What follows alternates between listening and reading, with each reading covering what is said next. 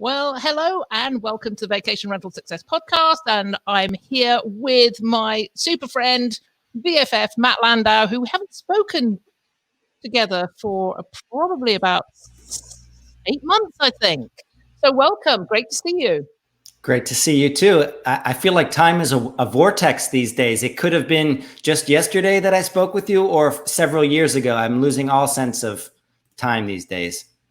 I know, but I remember that conversation because you were staying with your mom. You had all your family together, and that was in the first sort of big lockdown thing, I guess. So what happened since then? Because you moved. Well, yes, I pulled the trigger and moved to Miami. And the initial reaction from most people was like, "Why would you move to the epicenter of the pandemic?" And that's a fair question.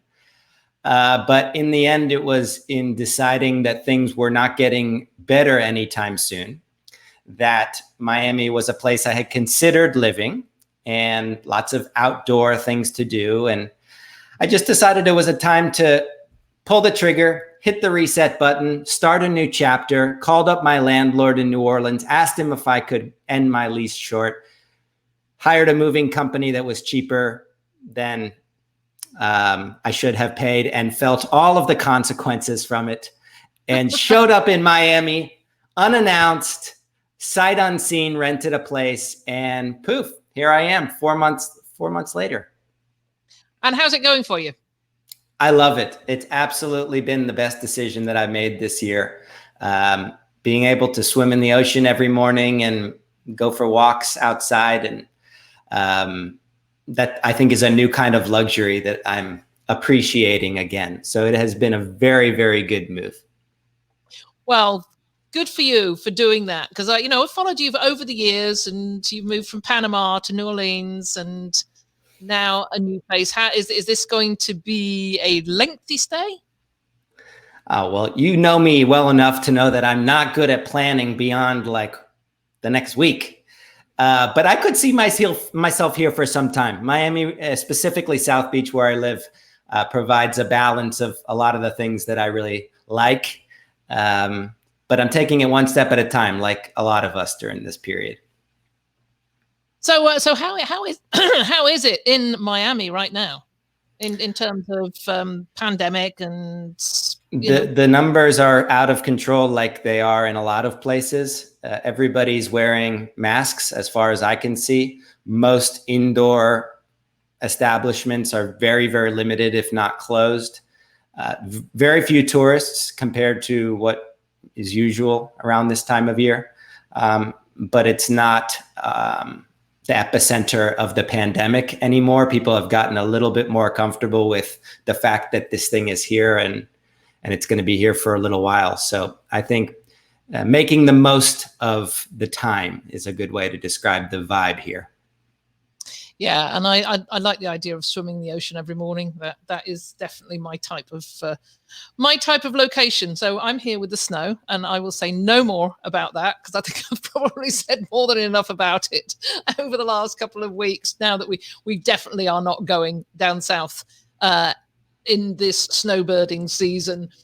I'm just going to touch briefly on what's happened with people over this past year, because this is sort of it lays the groundwork for what we're going to be talking about today, and it's about feast or famine, because all of us, everybody listening to this has probably either fallen into one of those camps.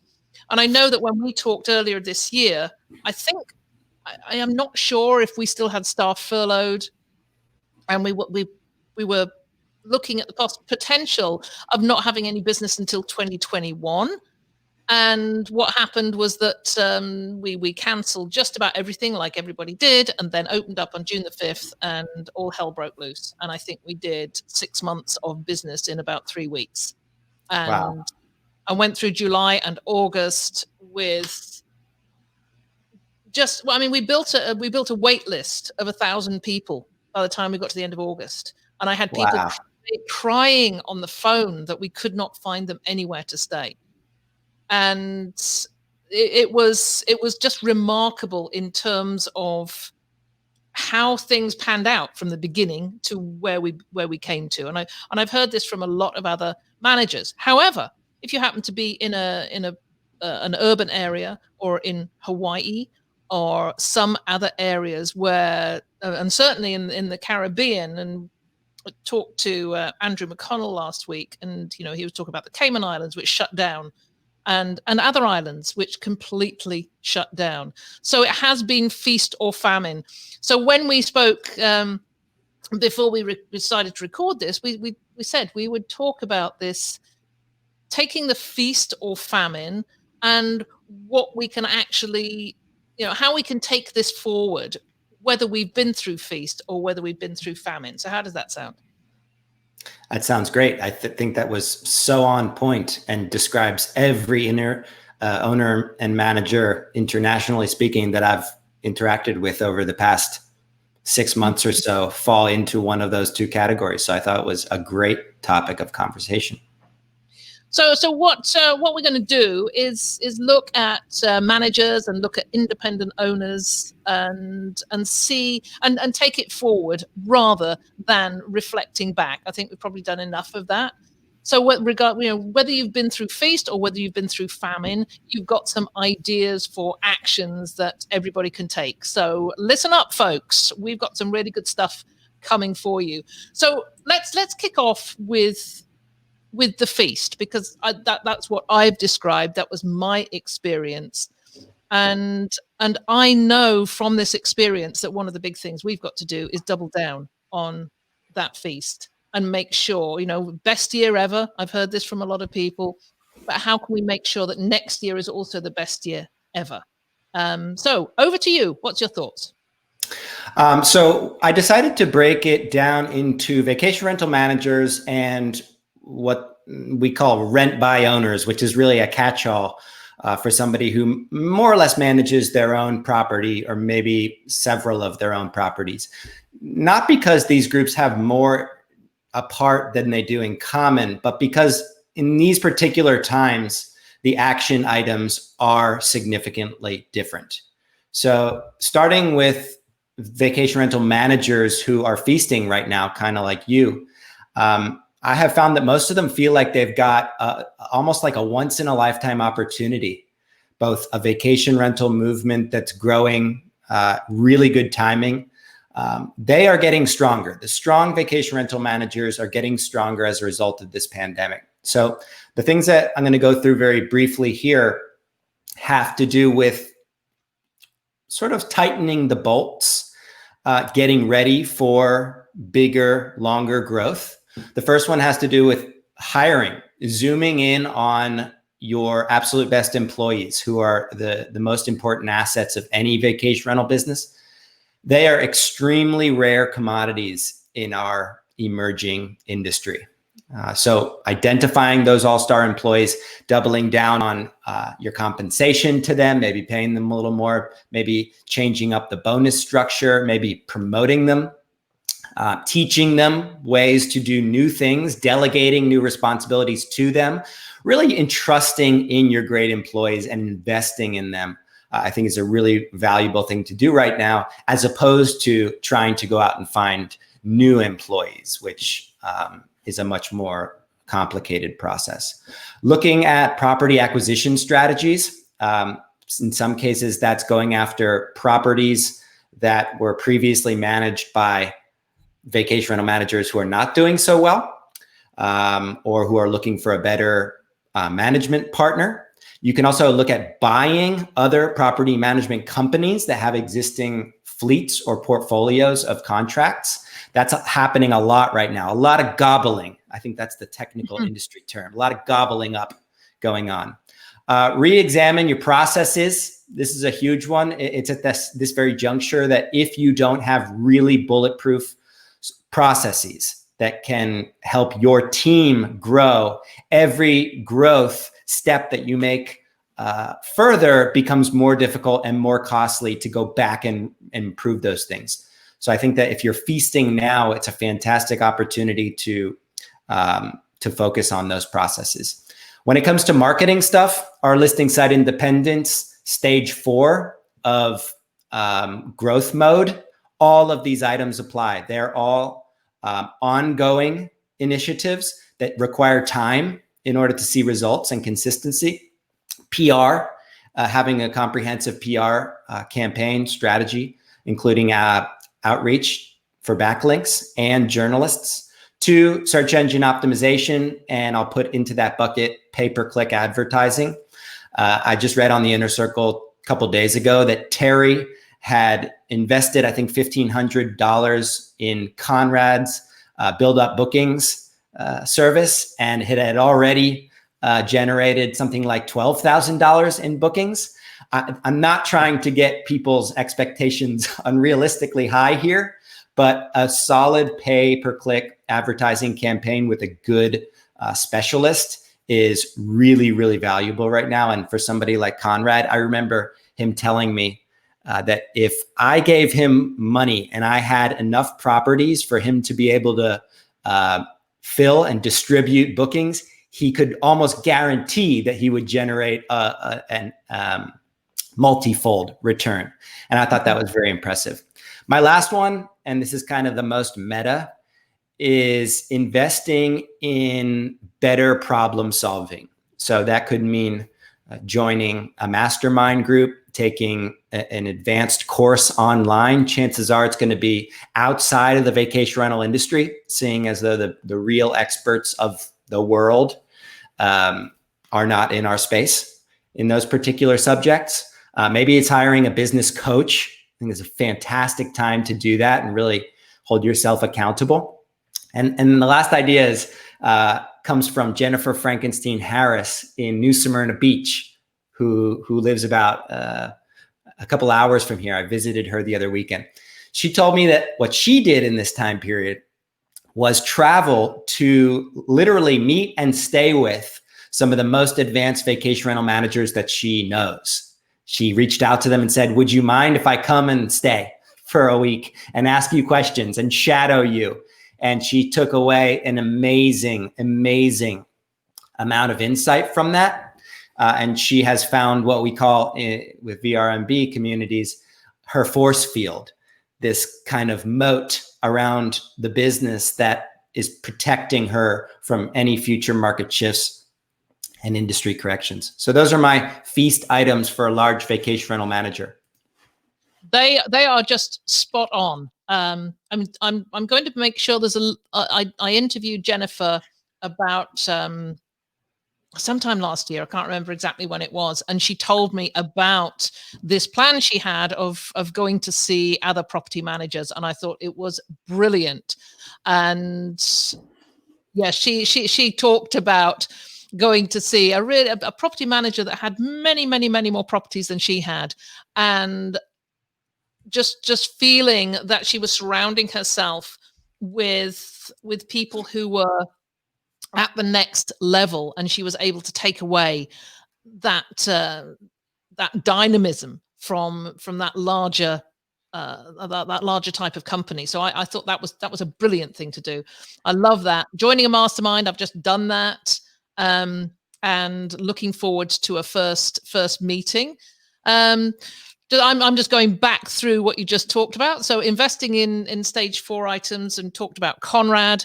So I'll also put a link to Conrad's episode, which went out earlier in December, where we actually talked about paid advertising. Hey, I think we're this is simpatico, Matt. Everything you're talking about, I've just about done. That means we're on the same page. We are. Property acquisition strategies. We're working with Vintori at the moment, and it's an amazing experience. That relationship we currently have with Vintori. I like the idea of buying a business. That is something we're maybe looking at too. So that's great. I love those. Those are some really actionable things that any property manager who's going through that feast can take at the moment. So let's move on to your RBOs. The RBOs are feeling smart right now, that are feasting. They're feeling like they were on to something, And it's been validated, and they're feeling very fortunate because they've broken all their records. So one idea for feasting RBOs is to write what I call an open heart status update, basically as a journal entry, but I would post it on the blog or send it out to my former guests. But sharing the process of the last year, like a summary, if for no other reason than personal reflection, opening up about some of the things that were difficult that you went through, sharing some of the recovery or achievements that you've made. I think documenting this kind of thing is really valuable. And I think it becomes a marketing asset when it's shared in a not like, you're not looking for pity and you're not trying to be too personal, but I think it really resonates with a lot of people, especially prospective travelers. So that's a good first step. And I'll probably mention that for another group in a few minutes. Now is a good time for feasting RBOs to hire someone. Sometimes it's the first additional employee that you've ever hired. Sometimes it's the second, maybe it's replacing somebody. But it's the time to find somebody who can help you build your business, who can do the things that you don't want to do or can't do or not very good at. And for a lot of RBOs who are control freaks, who feel the need to do absolutely everything themselves, now is the time to delegate some of that control, to relinquish it into the hands of some capable helpers. Looking at new properties. This is how all vacation rental managers get started. They started off as an RBO, they have success, they have other properties come to them. This is how you begin to grow the vacation rental portfolio.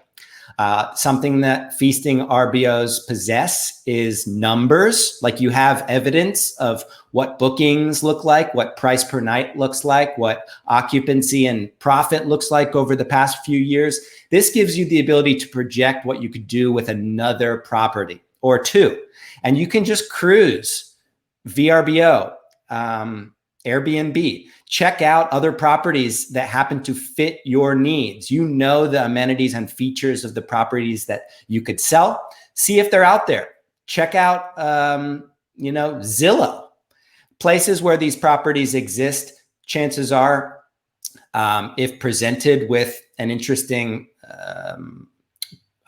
opportunity that you'd like to either manage the home or purchase the home, or in a lot of cases, you've got existing people who have already reached out to you and said, would you consider it?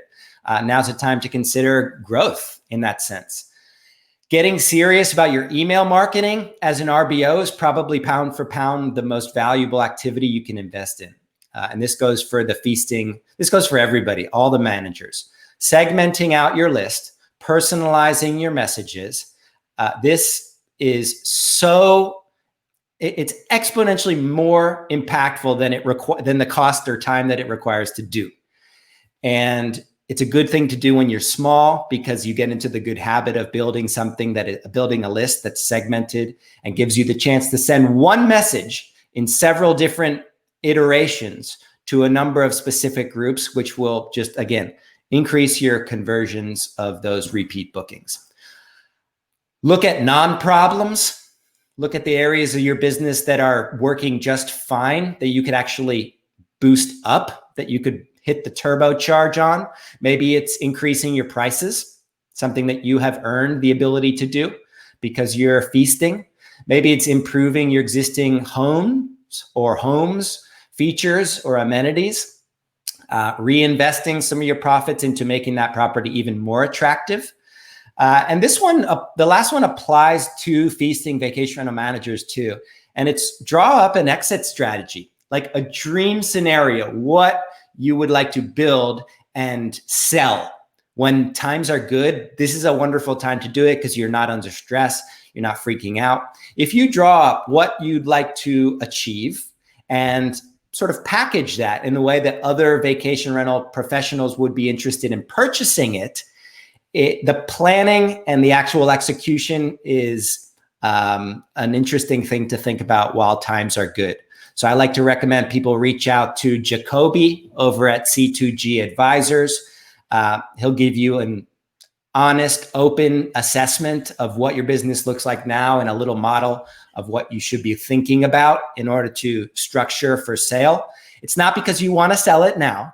It's because one day you want to be in the position to sell, if that's one of the options on the table.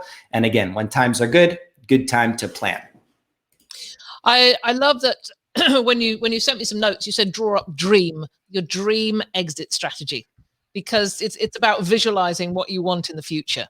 And this goes for me, for every aspect of my life. There's always been a visualization, whether it's actually physical visualization with sort of the dream board type of thing, or just keep it in your head. But having that very clear and detailed plan as to what's going to happen in 5 years or 10 years or next year even, but just having that exit strategy. So if it comes along and the opportunity presents itself, then you have everything in place. And that could be as simple as just having the 3 years of business, your financial map for the last 3 years that you can share with somebody. So I think that's something, as you say, everybody should do. The other one I just wanted to come back on is again, property acquisition strategies. This is how all successful vacation rental management businesses get started. I'm up to coming up on 400 episodes of this, and I've talked to so many property managers and people in the business, and I usually start with, well, how did you get going in this business? And I would say 95% of them say, I started with just one property. I just, I didn't fall into managing 250 properties. I started with one. And I think that's just such a magic story that everybody seems to have. I love it. And I've seen it across all the owners and managers in all the years. Our VRMB archetypes program, which is a simple quiz that you take to define your role in the industry, starts off every single owner manager as a lifestylist, someone with one property that they're owning or managing. They love it. They're making money at it. Their guests are loving it. They evolve into a craftsperson, somebody who starts getting a little bit more meticulous, a little bit more deliberate about turning it into a business. They sometimes stay there, but they also sometimes become an architect, someone that really shifts things into gear and begins to grow their vacation business. An architect sometimes can stay at that stage, but my absolute favorites are what we call the enterprisers, those who have found the dream sweet spot of their business. They're looking to tweak, they're looking to improve efficiency, they're looking to use better tools, free up their time. But everyone passes through this journey, which is why if you're listening to this and you're just getting started, reach out, ask people how to do it, because you will be reinventing a very ugly wheel.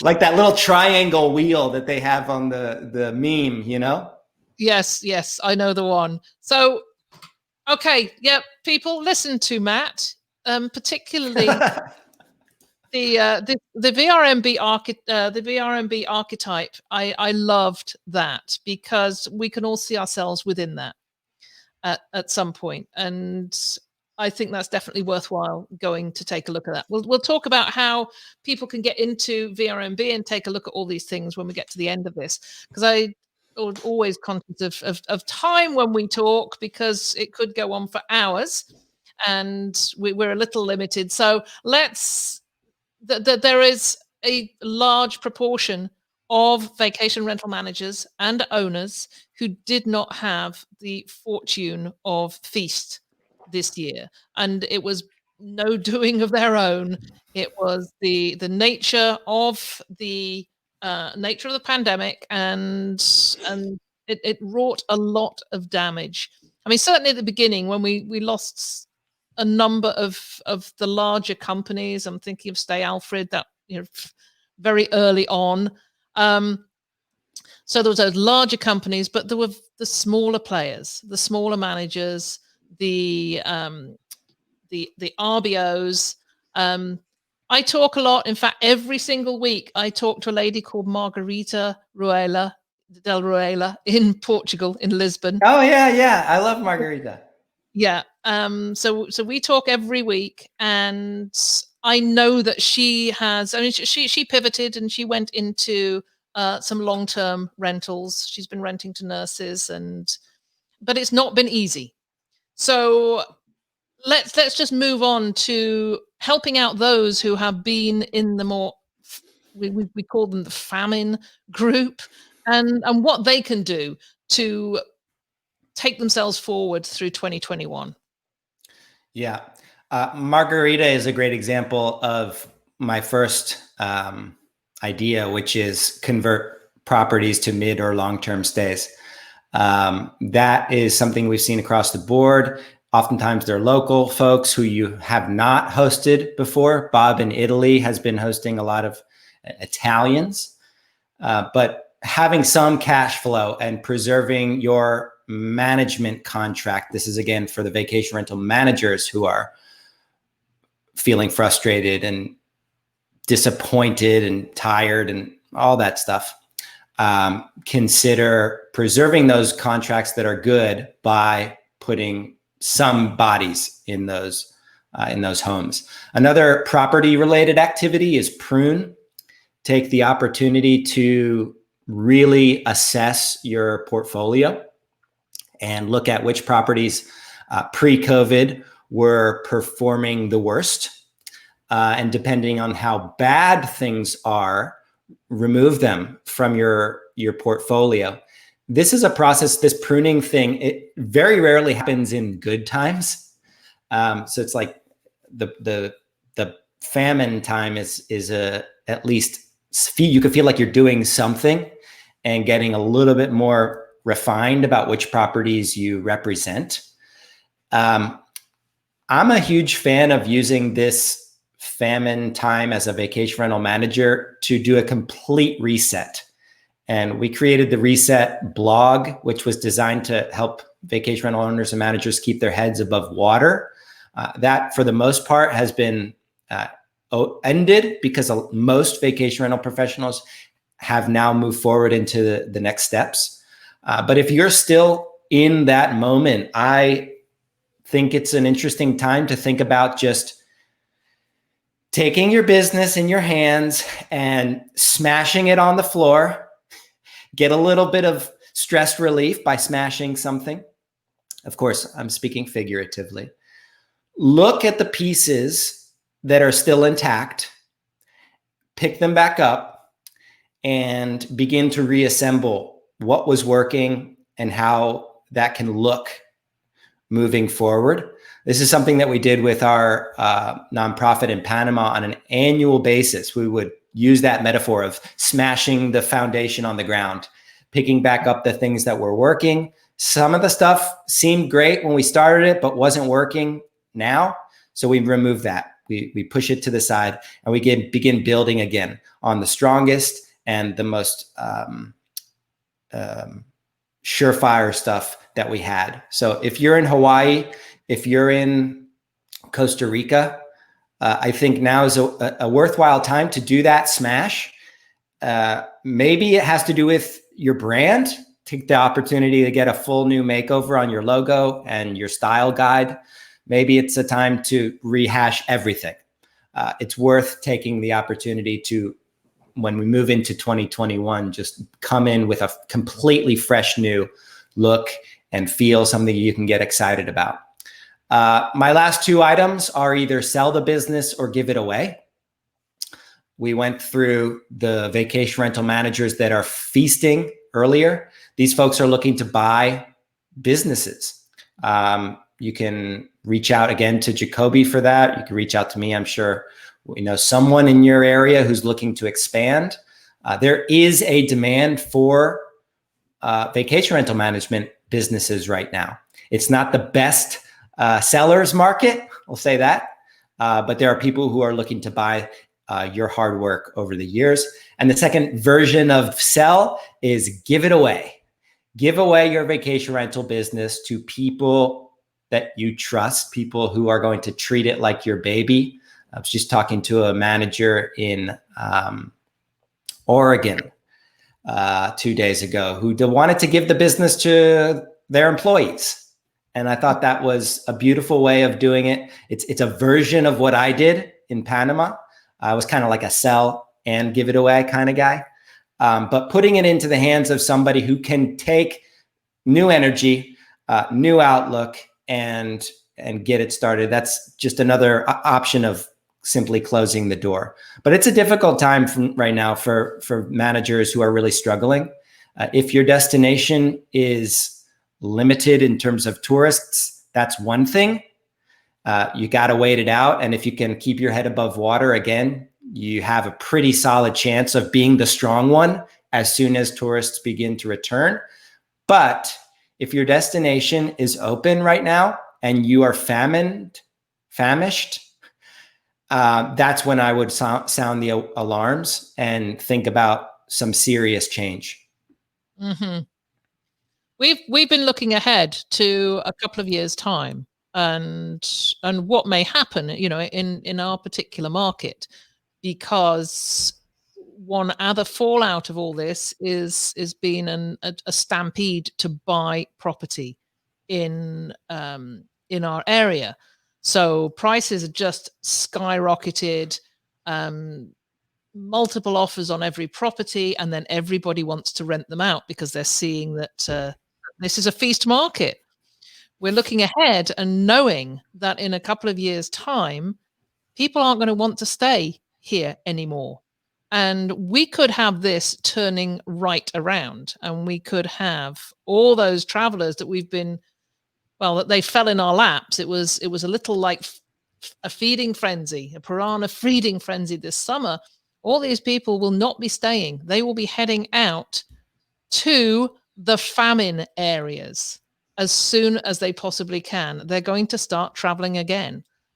So there could be, quite the changeover, quite the turnaround in a year, maybe not a year, but 2 years' time. So definitely hang in there, because I've talked to so many people who just cannot wait for this to be over so they can get on their aeroplane and go to these places that they could not visit during this time. So if that's a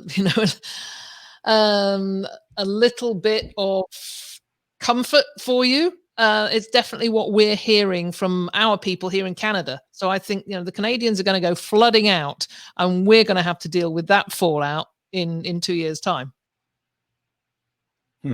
Interesting. And the other one that I picked up on there is a pruning, assessing your property portfolio, identifying the worst performing properties, and removing as many of them as possible. This is a terrific exercise to do, because when you get back, you've got this great opportunity to streamline the business and make it work better when it comes back. So I guess that's a form of a reset, the complete reset of smashing everything and then starting again, I guess. But I think I'd be more for really looking at reestablishing the business in a more streamlined way when you come back on form in maybe a year's time. We have a fantastic interview with John Dean of Only Provence in France, who does a technique called top grading once a year. And it's a short little interview, 15 minutes. He walks people through exactly how to do what you just described with a portfolio. And I think it's a good listen for right about now. Yeah. We call it which is a little mean, it's our annual cull. Yeah. And we Culling do the it. herd. Yeah, we do it every year. And sometimes, it's not the worst performing properties. It's a relationship issue we have with an owner, and it's not working. So the property might be performing beautifully, but the relationship is not performing well. So I'll put a link to that interview with John Dean. I think that would be a great one for people to listen to as well, because this is a good exercise. We do it a lot, or at least every year anyway. So let's move on to finally the rent by owners who've experienced the famine. Heard a lot from them this year as to the pivots they've been making, but I'd love to hear it from you. I'm going to share three things that we've mentioned earlier, and then one new thing. The first is that open heart status update, I think, is a really cathartic and effective thing to do right now. You don't need to ask for pity again. Just simply sharing what the last year has looked like for your vacation rental business, and sharing this with your former guests and or family and friends. It's real. And I think sometimes we have a tendency to keep up this, perfect sheen facade. But in fact, sometimes just being honest about what a tough year it's been earns you the one thing that you can get if you're famished as an RBO, which is moral support and former guests rooting for you in one way or another. So I think anybody listening to this should consider some version of a status update that's honest, that's a little bit personal, and sharing that with all former guests. You're welcome to send it to me first to make sure you're not being too personal or weird. The second and third ones were consider selling the property or contract to somebody who will buy it. Again, this is a market in which people are looking to buy. If that's a destination that is doing all right, if it's not a destination that's doing all right, you may put it on the actual real estate market. The second is just give the property contract to another management company. Maybe it's just too complicated right now, and you just want a turnkey kind of group. Maybe it is turnkey. Maybe it's Evolve, somebody who will do everything for you, or close to everything for you, and you don't have to have the headache of it. The fourth and final idea is hang tight, basically. A holding pattern is useful as a single property owner or manager when times aren't great. If you can afford it, maybe it means you're hosting longer term stays. Maybe it's just buying your time. I think it's a valuable thing to do because I do think there is something of a light at the end of this tunnel.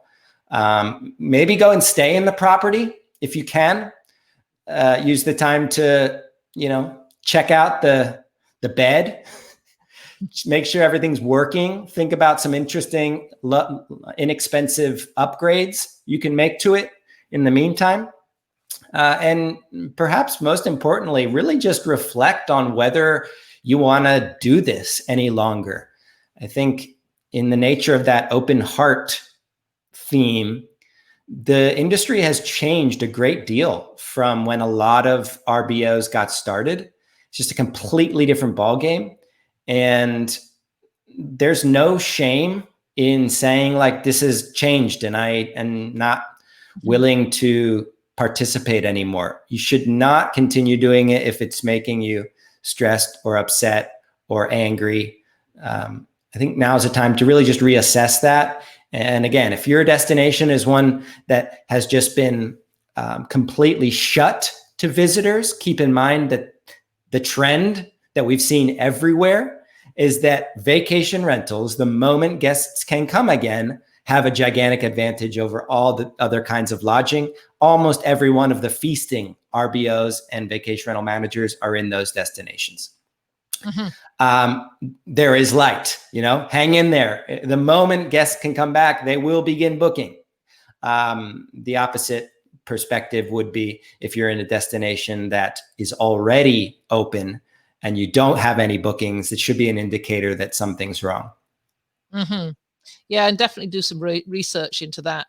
Matt, we're just drawing to the end of our time. I just, before we go, and I thank you, first of all, for all these amazing suggestions. I'm going to write some very lengthy show notes that will cover all of these and have links to everything we've mentioned. But before we go, I just want to talk briefly about Airbnb and what you think the Airbnb going public, their IPO, what impact do you think that's going to have on on hosts and managers, and what impact do you think it's going to have on those who are wanting to go down the book direct route? Is it still important that they do so? You may be disappointed, but I think you also expect my answer is going to be the same thing that I've been answering for years now. Airbnb going public won't change much about the vast majority of the way things operate. The value proposition for you as a vacation rental owner or manager to list your properties on this platform has been getting a little bit worse, a little bit less good every day since it was at its peak, several years ago. Expect that to continue because Airbnb now has shareholders. They now have to generate a profit, which they've never been able to do, which means they're going to have to get a little bit more deliberate with their money making. And that means increasing fees. That means reducing the control. That means removing the personal, responses that they're able to give to you. It's a publicly traded company now. So expect that value proposition of reward to cost to get a little bit less good every day, but use them for all they're worth. If the cost of acquiring a lead on Airbnb and the terms by which you're able to acquire it work for you, use it, because they are operating at what David Angotti described to me as impossible economics. It's the way that these unicorn companies work. They invest so much money, so much venture capital, that they're able to produce business for their users like you at impossible costs. Like, it's just not long-term sustainable. It's not can't last. But they do that to hook you so that you become part of the critical mass using the platform, so that ultimately, once they go public, they can begin to get to the profitable stage. So you have to just recognize, take it for what it is, which is a way to generate business. Long gone are the lovey-dovey days of partnerships. Here today is you are working with a corporation. And if that lead acquisition model fits into your business, you should use it as much as possible. For the same reason, you should use every listing site that will generate you a good booking based on the cost or terms that you're signing up for. But you should also recognize that there are a whole slew, specifically 3 stages of listing site independent marketing activities that you haven't really invested in heavily as much as you have these easy ones. So view it as a springboard. Congratulations to Airbnb. It really is remarkable. And I say this, people sometimes think I hate on them too much. I say this with 100% sincerity. It is remarkable what they have built. A little idea into a gigantic world-changing phenomenon. I haven't bought any stock in it yet, but I know plenty of Inner Circle members have. Evelyn Badia, an Airbnb superhost, is on television talking about this incredible company. It's remarkable. And the good that they have contributed to the world and to our industry, I think for the most part outweighs the bad. But do recognize that this is now a corporation that reports to shareholders that will not be taking the sensible, community-oriented problem-solving approach for your specific needs, but rather will be behaving the way that large corporations do. So we just got to be real about it and move. Mm-hmm. I am not putting a link to the podcast episode that we did probably 6 years ago, where we said, this is not going to go anywhere. Did we? We did. Oh, I must have intentionally removed that from my memory. You did. You said it's not going to go anywhere, but I'm not putting a link to it. If anybody wants to go find it, there's 400 so I was out episodes out there. I was out to dinner the other night and somebody said to me, you've worked in vacation rentals now for like 10 years. Why didn't you think of the Airbnb thing?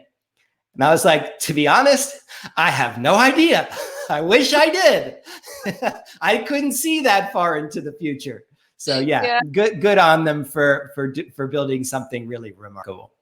Yeah, absolutely. Good on you for building something really remarkable. And that's VRMB. And that's a great segue into you just telling us a little bit about VRMB and the little pivots you're doing and letting everybody know how they can find out more about it. Thanks for the opportunity and the little kudos. VRMB is the vacation rental marketing blog, the vacation rental management blog, whatever you want to think of it as. VRMB.com is our learning center. And we spend a lot of time doing deep thinking about things like archetypes and listing site independence methodologies, really processes that sit beneath the surface of the most successful businesses in the world. Simple way that you can get all of that stuff is just sign up for VRMB's midweek motivation. It's an email that goes out once a week to your inbox. The feast and famine that we went through today will have been released as a midweek motivation tip. So now you have an idea of the kinds of action items that we like to include in those mailers. That is all free. If you like the tips and you would like to get a little bit more engaged, be able to ask questions and participate in the innovation, we have two options: becoming part of our virtual community. The first is the supporter.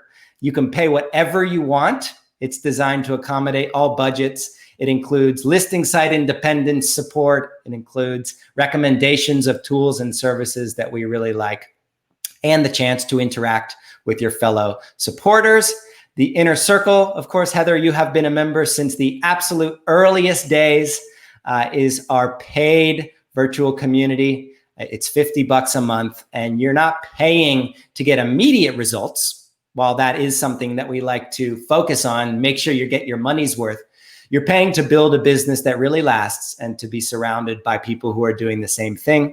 We now have almost 800 members over the last 4 or 5 years. And that virtual community is where I spend the majority of my time. So if you're listening to this and you want to grow your business and or somebody to kick your butt into gear, you can join, and I will be the first person to reach out. And yeah, I'll vouch for the fact that there's some amazing people in that group. And any question that you pose, somebody is going to come back and give you a very excellent and educated response to it, and sometimes a humorous one as well. Plenty of humor. Yeah, absolutely. You know, just about everybody that you've heard on this podcast is probably active in VRMB. So I'll put a link, of course, to the on the show notes for you to go take a look at that and see which of those options is going to work for you. So Matt, as ever, you always give, and very rarely take. So I love every contribution that you make. You help so many people. So thank you so much for joining me today, and certainly, you know, helping out everybody, particularly those who perhaps are not experiencing the success that others have done this year. Well, the feeling is mutual. As you know, you are our chief megaphone of this industry, really amplifying the voices that I think matter, that are the future. And that's all of us. So thanks to you, Heather, for having me. Oh, I love this this mutual stuff. So yeah, let's just continue. Let's end the podcast, but continue complimenting each other for the rest of the morning. That sounds like a plan. Matt, thank you so much. Always a pleasure. Ciao, ciao.